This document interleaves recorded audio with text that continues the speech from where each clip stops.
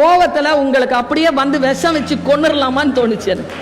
உன்னை ஏமாற்ற வேண்டும் என்று யாரும் எதையும் உன்னிடம் இருந்து மறைக்கவில்லை. நீ நேசிக்கும் எவரிடமும் யார் குறித்தும் அது யார் என்று கேட்காதே. எவ்வளவு நாளாக தெரியும் என்று கேட்காதே.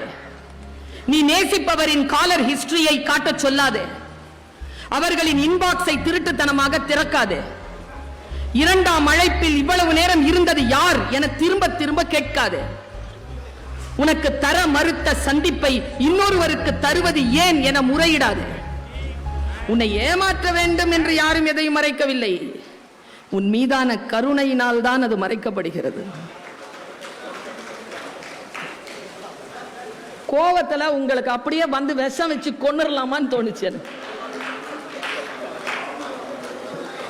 உன் இதயம் ஒரு கண்ணாடி கோப்பை போல சிதறாதிருக்கத்தான் அது மறைக்கப்படுகிறது.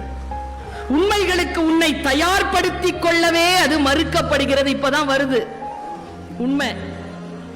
உடனடியாக அல்லாமல் நீ ஒரு பனிக்கட்டியை போல அவர்கள் வாழ்வில் இருந்து கொஞ்சம் கொஞ்சமாக உருகி மறையட்டுமே என்பதற்காகத்தான் அது மறைக்கப்படுகிறது. இந்த உறவை இன்னும் கொஞ்ச நேரம் நீட்டிக்கலாமே எனும் விருப்பத்தால் தான் அது மறைக்கப்படுகிறது. குற்ற உணர்வினால் தான் அது மறைக்கப்படுகிறது. உன்னை ஒரு ஞாபக சிற்பமாக மாற்ற அவர்களுக்கும் அவகாசம் தேவைப்படுகிறது என்பதனால் அது மறுக்கப்படுகிறது.